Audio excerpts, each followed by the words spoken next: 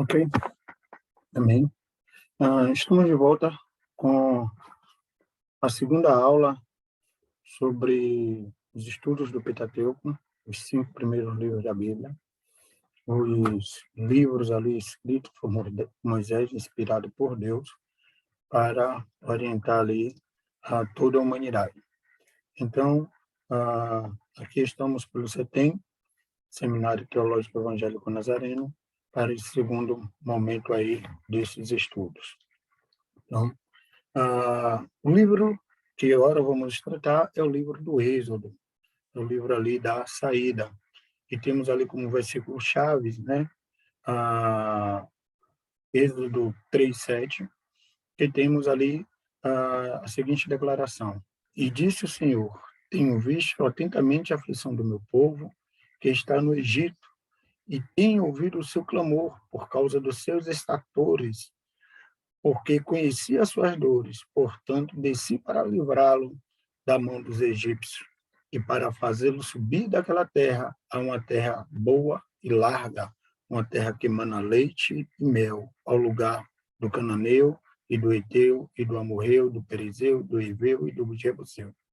Então, a partir desse versículo, né, claro que pode ser escolhido um outro ponto como versículo-chave, que, por exemplo, ali o capítulo 12, que justamente marca aquela saída do Egito, início da jornada, mas aqui eu vejo que tem, podemos ver que tem aqui a proposta, né, a ideia que Deus ele vai descer e vai participar ali da dor do seu povo. Deus ele não fica impassível quando o povo, a sua criatura, está ali a sofrer. Vemos que Deus, ali no livro de Gênesis, ele cria o homem, né, a humanidade, e quer se relacionar, busca esse relacionamento para com a humanidade. Porém, aqui, ali também vemos a queda, vemos toda a degeneração e vemos, a partir de então, uma, a, a trajetória, especificamente do capítulo 12 em diante, aos 50 do livro de Gênesis, a trajetória daquele povo escolhido, chamado por Deus através ali dos patriarcas Abraão, Isaac e Jacó. O livro de Gênesis, ele vai explicar, vai ser um excelente pano de fundo para entendermos aqui o livro do Êxodo. Por quê?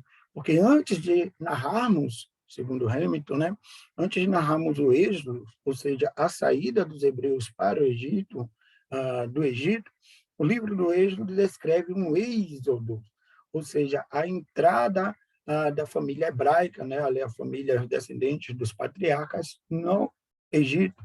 Não pode haver e não precisa haver um êxodo, a menos que tenha havido um êxodo, ok?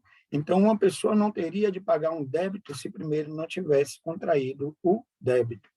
É uma pressuposição, isso, né? É uma pré-condição.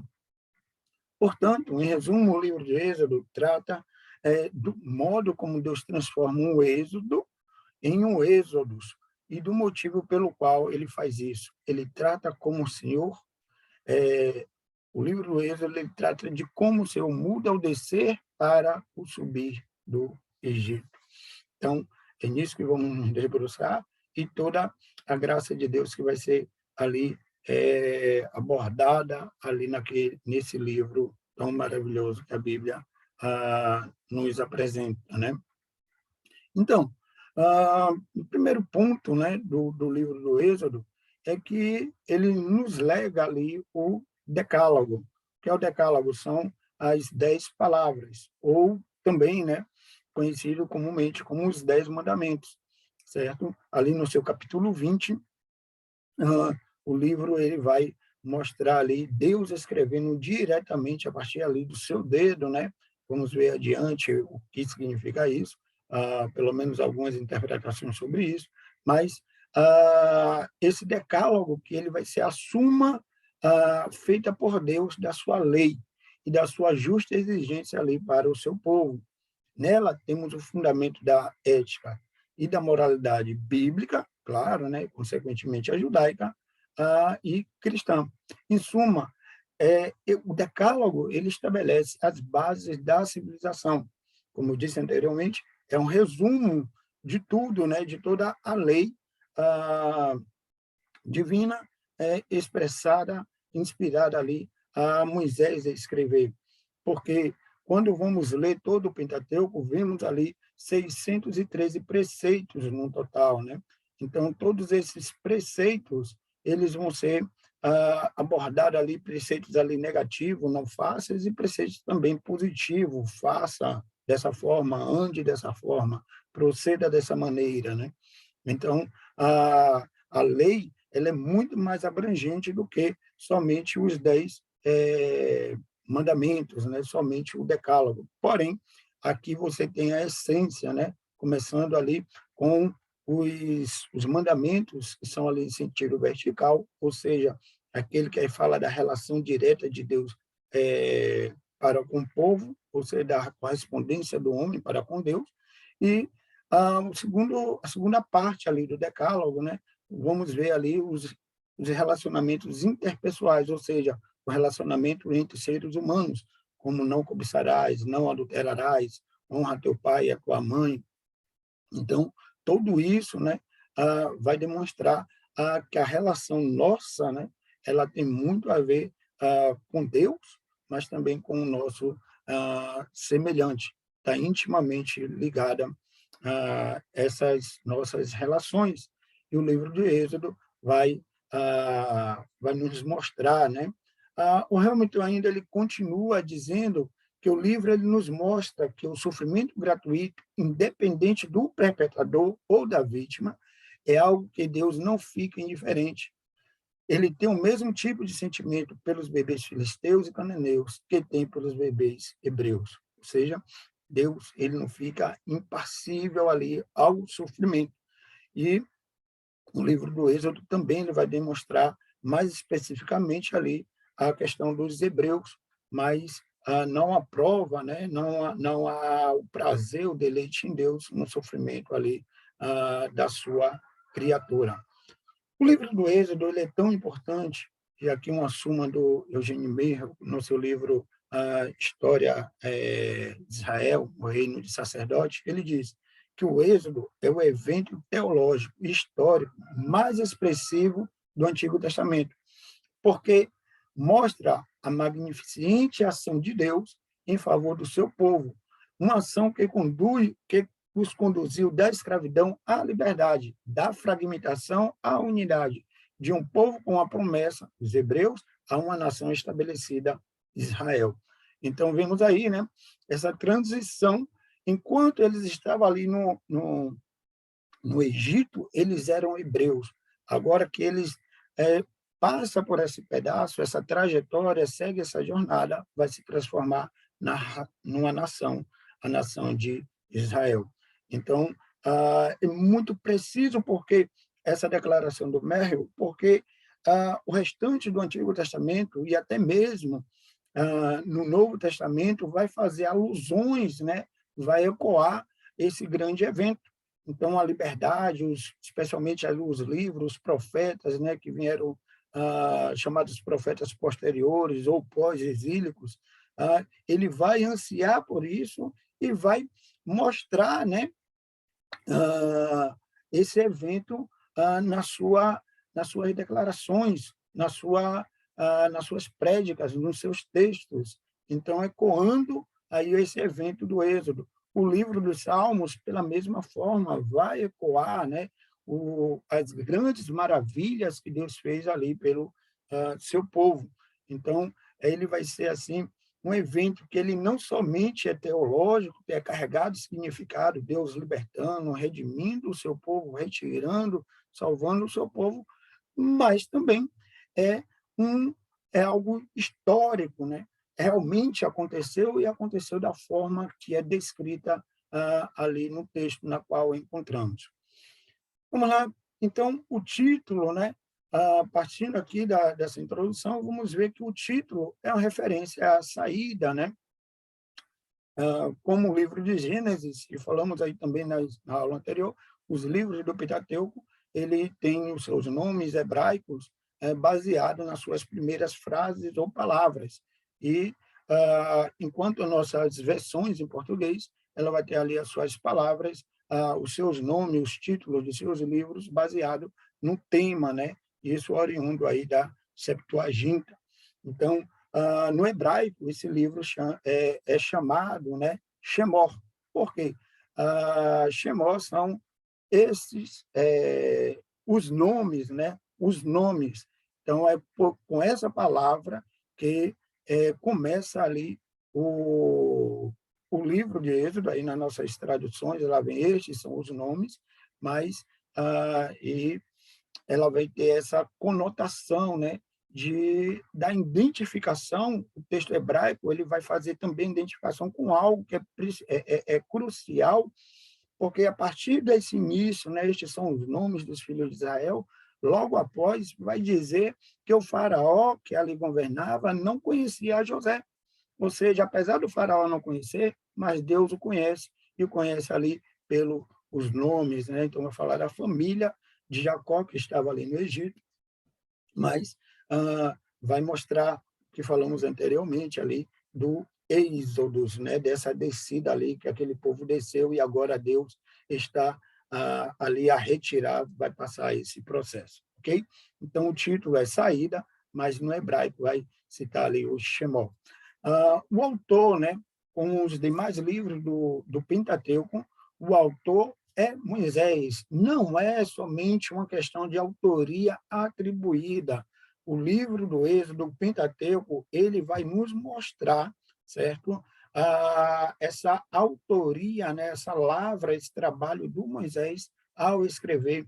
Então, ele vai dar numerosos exemplos que vai indicar que o autor foi primeiramente, né, uma testemunha ocular e que ele estava vivenciando a linguagem ali do Pentateuco. Alguns questionamentos são levantados por Moisés utilizar na terceira pessoa, né, as palavras ali, ele não significa eu, mas isso é uma forma de escrita que cada vez vai se tornando mais evidente com as descobertas arqueológicas, e os estudos da manuscritologia e de escritos antigos, né, diversos, que era comum os escritores escreverem ali em terceira pessoa, ok? E Moisés vai escrever esse livro em algum momento ali, provavelmente no final ali dessa peregrinação, né, nos seus 39 anos de peregrinação, ou seja, Moisés, quando vai escrever, ele vai ter aí provavelmente mais de 110 anos, chegando aí aos 119 anos, que ele morre com 120, né? Então, esse é o período ali. Moisés ele tinha toda a capacidade, foi treinado nas melhores instituições, né, os melhores conhecimentos, ele teve acesso para desenvolver a escrita, já que ele foi talhado para ser o rei, ser um faraó, né? Então, a autoria mosaica, ela é não somente pressuposta e atribuída, mas ela é verídica, e podemos ver isso também quando Deus ordena várias vezes, tanto no livro de Êxodo, quanto em diversos outros textos bíblicos. Daí, primeiro embate, né? Grande embate, a personagem, uma das grandes personagens que surge, vai ser o faraó.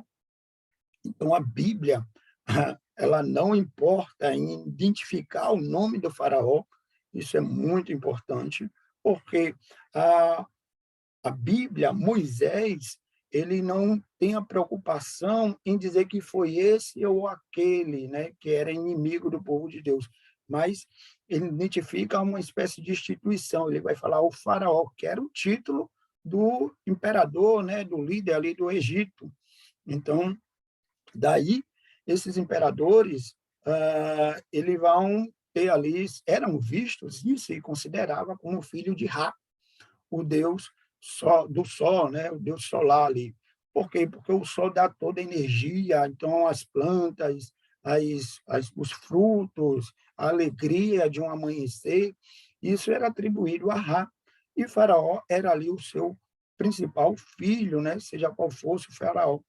e a Bíblia coloca o título, mas não identifica exatamente qual foi deles, né? Como acontece em outros textos, especialmente os textos lá de Juízes, os textos dos livros históricos, proféticos, vai citar o nome de reis, imperadores e líderes de nações estrangeiras. Então, por ele ser aqui, né, o faraó, ele era comum essa afeição, né, ao poder, à autoglorificação. Quando Moisés chega para pedir para que o povo vá adorar a Deus no deserto, ele considera isso uma afronta, né, por ele ser um Deus, e isso vai gerar, vai catalisar, né, algo que já existia ali nele, que vai ser a dureza de coração. Especialmente, né, pela grande ousadia, como ousa ah, alguém, como ousa aqui você, Moisés, desafiar o faraó, oferecer culto a outro Deus, oferecer ali honras a outros deuses, né? Ou seja, era um tabu que ninguém faria isso, e Faraó passa cada vez mais a, a oferecer subterfúgios, né? Primeiro ele vai deixar os homens, e aqui uma das estratégias que Satanás usa, o Faraó vai representar, vai ser esse arquétipo, né? De Satanás, o adversário, é justamente separar a família. Ele libera para que os homens vá, mas as crianças não. Então, ok. Isso enfraqueceria, né? Mas só que Moisés não aceita nenhuma dessas propostas. Então, essa dureza de coração do faraó vai levar às 10 pragas, e essas 10 pragas, ela vai ser paulatinamente, né, acrescida de sofrimento, sofrimento para o povo em geral, sofrimento para a terra. Então, demonstrando aqui que o ambiente, a terra, ela paga, né, pelos erros, pelo pecado dos homens, mas isso vai chegar a tal ponto que o faraó ele vai sofrer isso dentro da própria casa dele. E somente ao acontecer isso, que vai ser a morte ali dos primogênitos, certo? Que ele vai ter ali o seu coração quebrado, olhe bem, não vai ser amolecido. A Bíblia vai demonstrar, né, que não há um processo de transição, de amolecimento, né? Mas a linguagem bíblica vai nos mostrar que há um quebrantamento, porque quando algo é duro, muito duro, você não acaba não amolecendo, ele trinca, né? Pode ser ali com alta temperatura ou qualquer outro meio físico-químico, ele vai acabar trincando, vai ser quebrado, né? E, claro, vai ser destruído. E só assim, através da morte do seu próprio primogênito, ou seja, o filho do próprio Deus ali, do próprio faraó, ele estaria ali, libera o povo para que saísse sem impor nenhuma condição. Até então, ele colocava condição, colocava desculpa, colocava obstáculos, mas a partir da morte dos seus primogênitos, ele os libera sem impor nenhuma condição para que o povo de Israel vá adorar a Deus, ok? Então, daí vai surgir o grande evento, que vai ser a Páscoa. Então, sendo o Êxodo ali o principal evento, a Páscoa vai ser a sua celebração. Então, condizente, né, com esse grande evento. Então, e essa comemoração, que é a libertação dos antepassados da escravidão do Egito, vai ser lembrado pelo povo, certo? Que o anjo passou, matou todos os primogênitos do Egito, mas popou, né? E aí o termo pechá, ele vai falar do passar, né? Por cima dos israelitas. Quer dizer, todo aquele que tinha a marca do sangue do cordeiro, ele vai ser ali poupado. Então, o anjo não vai entrar naquela casa, não vai ceifar aquelas vidas que, porventura, fosse estabelecida ali como o primogênito. E aí, essa vai ser considerada aí uma das principais festas de Israel. Provavelmente é a festa mais conhecida, né? Especialmente de nós brasileiros, temos aí a comemoração da Páscoa, que segue justamente o calendário judeu, né? Um calendário lunar, por isso tem toda essa variação aí de um ano para outro. Então, essa Páscoa, no Novo Testamento, vai ser celebrada por Jesus Cristo, e Paulo vai dizer que Cristo também é a nossa Páscoa, ou seja, remetendo ali no Novo Testamento a esse evento, né, a essa libertação, ou seja, Cristo, ele é que vai nos cobrir, vai nos proteger ali da morte, vai nos salvar da opressão e vai também nos libertar, né, de tudo. Então, e Paulo vai ser bem contundente quanto a isso. Mas passa-se a Páscoa, vamos ali à jornada, né? E nessa jornada, depois ali da Páscoa, a jornada inicia ali com algumas dificuldades. Então, e essas dificuldades vai fazer com que a incredulidade do povo, a falta de fé, né, ela viesse ali à tona. E daí, em Mara, né, ali quando tem as águas ali amargas, ali era deserto, então água salobra, tem muitos, até hoje, em 2022, aquela região ali, ela é muito rica ali em minérios e sais, né? Então isso vai deixar a água com gosto amargo. Então você não tem uma água ali tão apropriada, tão boa ali para o consumo, a água potável, né, para o consumo humano e de animais. E o povo começa a reclamar, certo? Ah, ah, ali em Mara e posteriormente, né?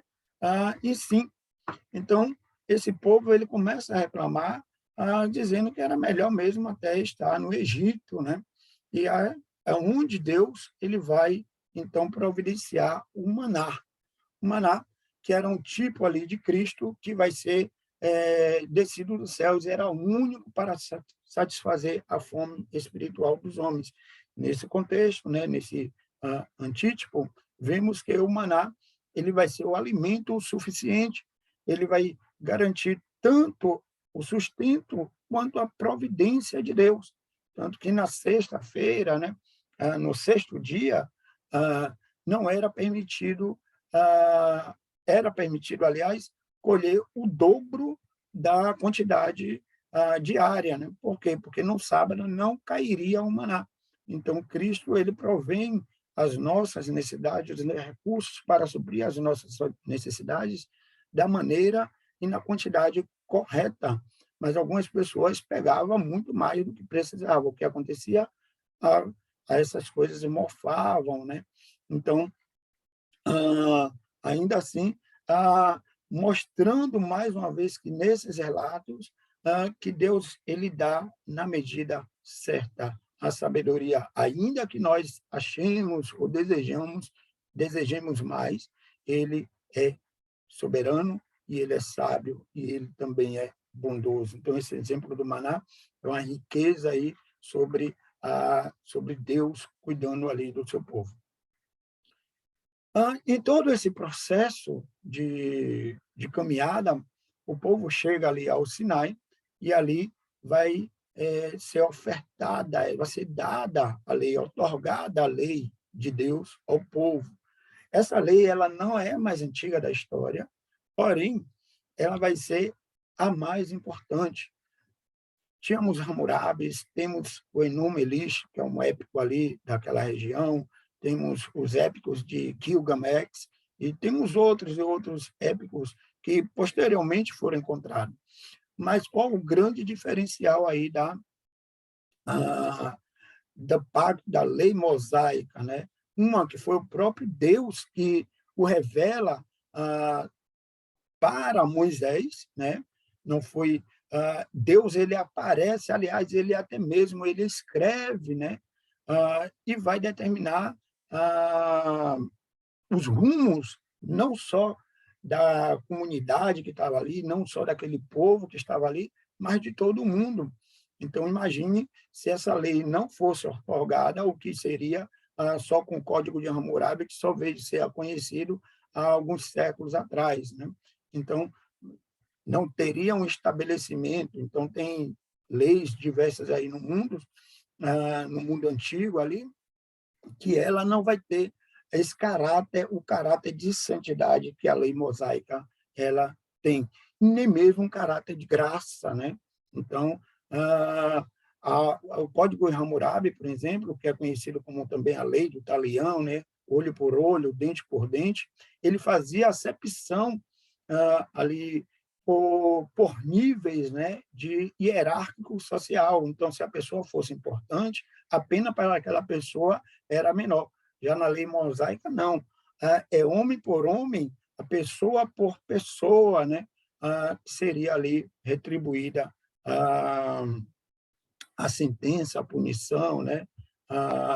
E as consequências dos seus atos. Não tinha essa estratificação social como temos aí na lei antigas e especialmente aí de Hammurabi.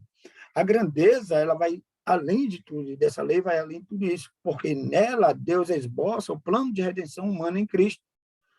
É o limiar da história do plano da salvação de toda a humanidade. A obra se inicia com a origem do céu e da terra e vai até a morte do legislador dos hebreus. Então, pessoal, o que vemos, né, aqui, segundo o doutor Ezequias Soares da Silva, né, que é a importância dessa lei, né, mostrando o caminho e não tentando, como muitos judeus pensavam que a lei salvava, a observância da lei salvava, né? Então, ela jamais demonstrou que era um, um caminho para a salvação. Esse pacto, ele jamais declarou, né, declarado ali que a observância dele traria a salvação, mas como Paulo vai bem esclarecer, especialmente no livro de Romanos, né, que a observância da lei ela não traz a salvação. Isso apontava para Cristo, que é o cumprimento, é o clímax da lei, certo?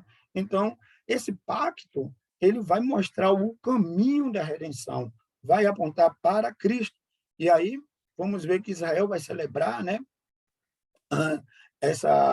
todo esse pacto aí através do sangue do Cordeiro.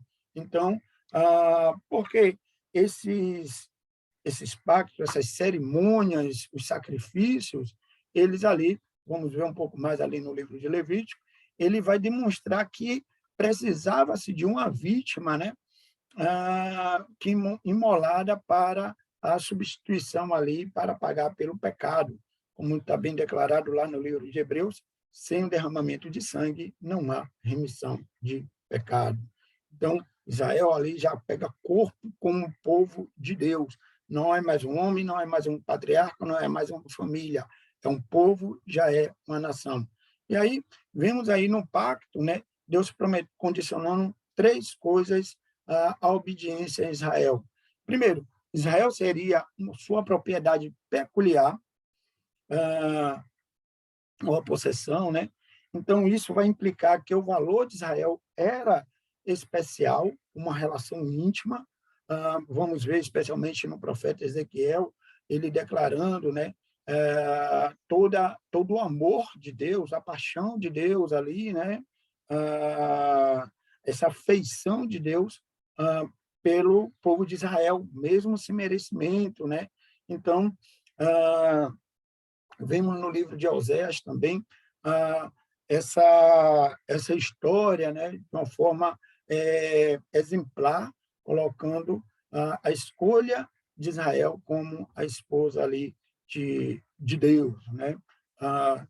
Segundo ponto, né, é que seria um reino sacerdotal. O objetivo de Israel era ser sacerdote, ou seja, ser intermediador entre os demais povos da terra e Deus. Então, Deus escolheu para isso, mas eles ali rejeitaram isso, como está bem declarado lá no capítulo 1 ali do Evangelho de João. Então,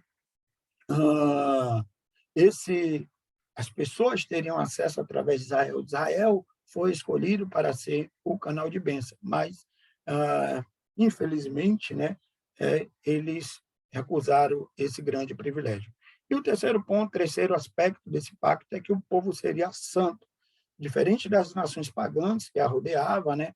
A nação separada para Deus, a quem serviria e prestaria culto. Aqui temos algo muito significativo, que é o monoteísmo, ou seja, a adoração a um só Deus. As demais, né, nações, elas tinham vários deuses, e esses deuses ele era um misto, né, de figuras humanas e animais.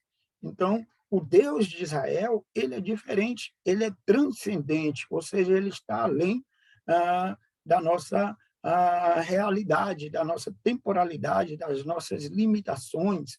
E uma das coisas que fica bem clara durante esse pacto é justamente ah, quando ele declara que não farás imagem de escultura. Então, assim, necessitava desde então da fé. Não, além de não fazer uma representação de Deus, as pessoas ali, elas precisavam ali crer que ele existia mesmo sim, contemplá-lo face a face, diferente de outros que tinham ali o Baal, tinha Dagon, tinha vários outros deuses, né? Os próprios faraós, Ra, Anubis, diversos deuses das nações circunvizinhas que tinham ali a sua representação, tinham um imaginário ali preenchido ali no povo. Mas Deus ele requer algo aqui já em Israel da fé, de crer no que não está a ver. Daí esse pacto que ele vai ser ali resumido no Decálogo, né? O Decálogo ele vai ser identificado, especialmente no Antigo Testamento, como Aseret HaDevarim, ou seja, as 10 palavras, né?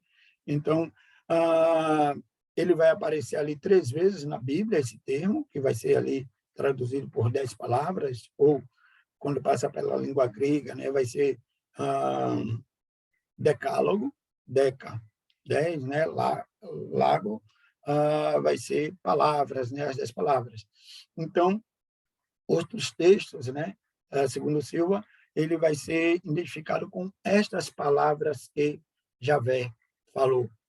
O Decálogo é a única parte do Pentateuco, que está da Bíblia, né, que é escrita ali pelo dedo de Deus. Podemos ver isso em Êxodo 31, 18. A linguagem figurada, que, segundo Agostinho de Hipona, indica que foi pelo Espírito de Deus. E, de acordo com Clemente de Alexandria, significa que foi pelo poder de Deus. Ou seja, o decálogo ele ainda é questão ali, alguns têm algumas coisas que vai apontar que foi Deus, através de um dedo, através do seu espírito, que o escreveu, mas, enfim, o decálogo ele vai ser cortes de pedras, né, onde o próprio Deus ele vai ali escrever para o seu povo, vai descrever ali a sua vontade. Aliás, descrever somente não, ele vai prescrever, ou seja, vai ordenar. Então, a gente precisa também fazer essa diferença. Então, o que é descrito na Bíblia e o que é prescrito, né? O que é descrito é um relato, sem uma necessidade, sem exigência, né? de obediência. O que é prescrito não tem para onde correr. Tem que obedecer, tem que ser daquela maneira. Ok? Então, do decálogo, a nação ela começa a estabelecer e então começa a questão da relação, né, estabelecida de Deus ali com o seu povo e um lugar santo, né? Então, até então, cada lugar, né, que o povo, Deus se comunicava, se relacionava, era levantado um altar, foi levantado altares ali desde Abel, Noé levantou altar, Abraão levantou altar, Isaac levantou altar. Então, todos os personagens que a Bíblia ali vai estar descrevendo, né, com maiores detalhes, claro, ela vai falar dessa relação de um altar. Só que Deus, ele agora, já que já temos um povo estabelecido, que já tem uma nação, né, que já tem uma lei, ele estabelece também que esse povo ele tenha um lugar, né, para que possa ampliar, possa também aprofundar essa relação. Então, ah, nisso, né, ele vai ordenar, certo? Que se faça ali um local para Deus se fazer presente unicamente, centralizadamente ali no meio do seu povo, né? Então, não era suficiente ter ali altar, né, pequenos e simples. Era necessário algo que testemunhasse constantemente da presença de Deus, né? Então, isso não parte de Moisés oferecer, é o próprio Deus que delimita, é o próprio Deus que vai dar o programa, né? Vai dar a planta e vai dar os detalhes de ah, como vai ser tal construção, né? Então, Israel precisava disso, precisava de um lugar para que Deus ali ele continuasse para lembrar da presença de Deus, certo? Não era suficiente, além desses altares, né? Porque os altares em si ele representava aparições ocasionais, não.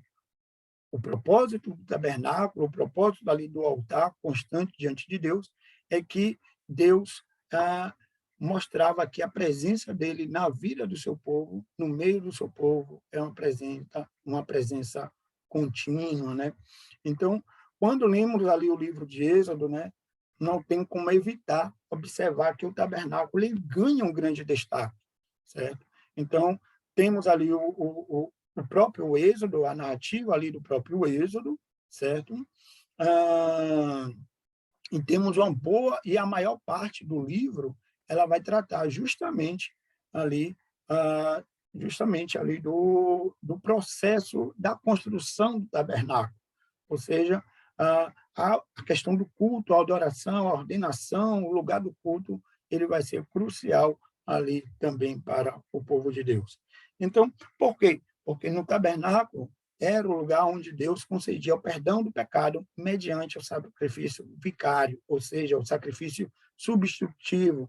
Então, era ali onde a morte, né, ela perdia a sua força sobre o povo de Deus. Por quê? Porque uma outra vítima, a ovelha, o animal, o gado, era sacrificado no lugar daquela pessoa, no lugar daquele pecador. Esse sacrifício, claro, eles, enfim, não eram perfeitos, certo? Ah, eles apenas tipificavam, eles eram a sombra do sacrifício perfeito do nosso Senhor Jesus Cristo. Então, ainda, né, esses materiais ali, eles acabam sendo doados, né, pelo povo. Não existe uma cobrança, não existe um acochamento para que o povo contribuísse, demonstrando também, né, princípios da contribuição ali na obra de Deus, que ela deve ser voluntária. Então, vimos, né, que ao fazer todo esse recolhimento ali no livro de Êxodo, vai sobrar, vai sobrepujar ali a tudo que era necessário, né? Então,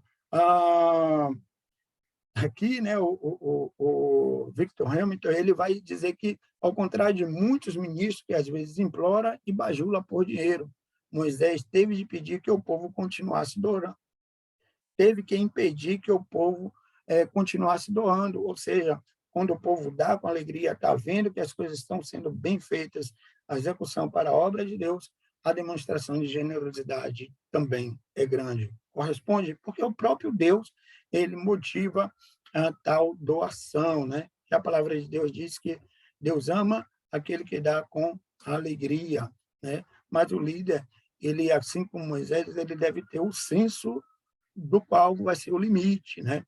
Então, e não absorver o máximo possível que ele assim puder agariar do povo. Então, daí tudo isso vai culminar ali no mobiliário, né? E o Hamilton ele vai ainda, né, nos ajudar, mostrando que essa construção do mobiliário ele vai começar ali dos Santos, o lugar santíssimo, o local onde ninguém, em hipótese alguma, né, nem mesmo no Yom Kippur, essas pessoas entravam, porque a cortina ali cobria, e ali tinha dois, né, objetos que a Bíblia faz questão de destacar. O texto ele faz questão de destacar que a arca, que era um baú, né, ela tinha o propiciatório. Então, isso é significativo, especialmente no estudo aí das tipologias, né, da questão de propiciação, da questão da redenção.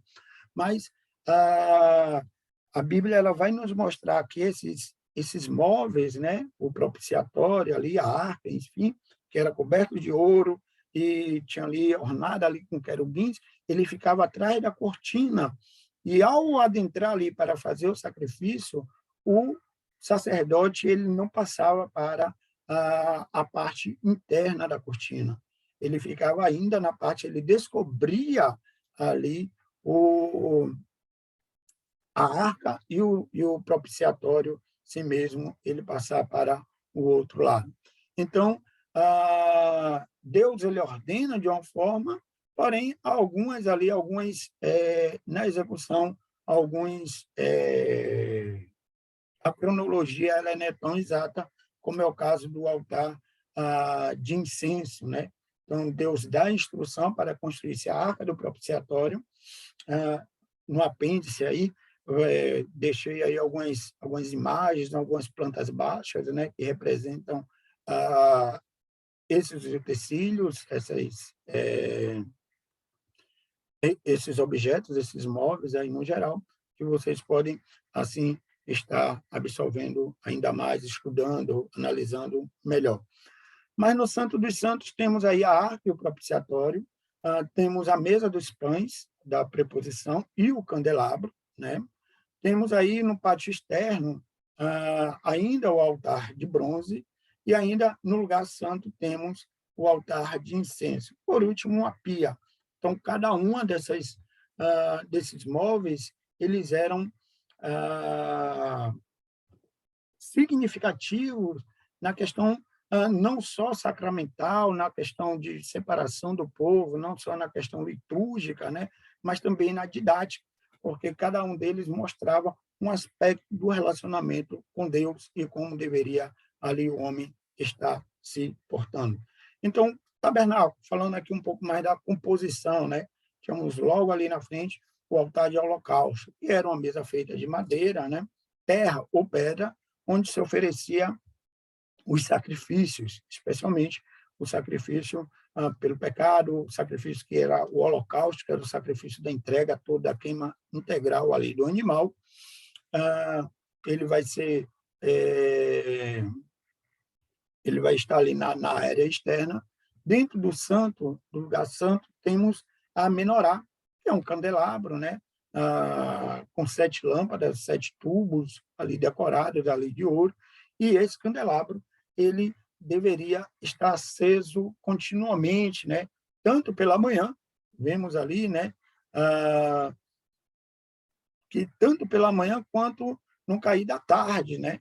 Deveria estar aceso. A tipologia, né? Mostra que, assim como na vida do crente, ela deve estar sempre ali alimentada, sempre estar ali continuamente acesa diante de Deus, né? Iluminando ali no lugar santo. Então, um outro utensílio é a pia de bronze, né? Nessa pia ou bacia de bronze, que era colocada no canto leste, né?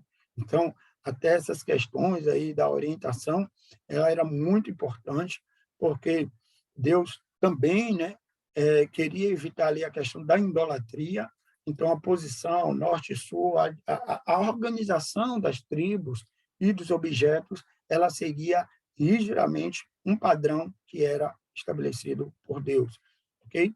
Então, a pia ela ficava ali entre o pátio e o tabernáculo e o grande altar de bronze. Então, ela devia conter água para que os sacerdotes pudessem fazer ali a sua purificação de mãos, pés, e também antes de oferecer sacrifício. A pia mostrava que era adequado que aqueles chamados para ministrar esse lugar estivessem puros aos olhos do Senhor. Então, a pia ela vai representar essa purificação, ela vai representar também, né, que Deus propicia, né, os meios de purificação para a vida do crente. Ainda temos um outro objeto que é a arca, né? A arca era uma peça que era do tabernáculo, é formado de um formato de um baú, que continha ali os 10 mandamentos, o vaso de maná, então, para representar ali a lei do Senhor, a provisão do Senhor, certo? E a guia ali, a vara de Arão, né, que havia florescido. Então, era guardado dentro desse baú, né, dessa caixa, coberta ali, tampada pelo propiciatório, né? Então, essa cobertura chamada de propiciatório, ela vinha ali com as argolas e formava uma só peça com a arca, demonstrando ali o cuidado de Deus para com o seu povo, mediante também a sua santidade. Então, essa arca, ela vai ser posta ali no lugar santo dos santos, né, do tabernáculo, e representa a presença do Senhor como sustentador de Israel na vida, a presença do Senhor como sustentador de Israel na sua vida em geral. Na realidade, né, aqui é a mesa dos pães asmos, ok? Então, pessoal, que Deus possa abençoar a todos vocês. Todo o contexto ali do livro do Êxodo, ele vai demonstrar essa questão da relação de Deus para com o seu povo e ali a sua caminhada. Está aí a bibliografia, alguns dos materiais que eu consultei, e também um apêndice com diversas imagens, né, que representa ali a organização e a disposição ali dos objetos ali do tabernáculo. Que Deus possa continuar abençoando a vida de todos vocês e até a próxima. Em nome de Jesus.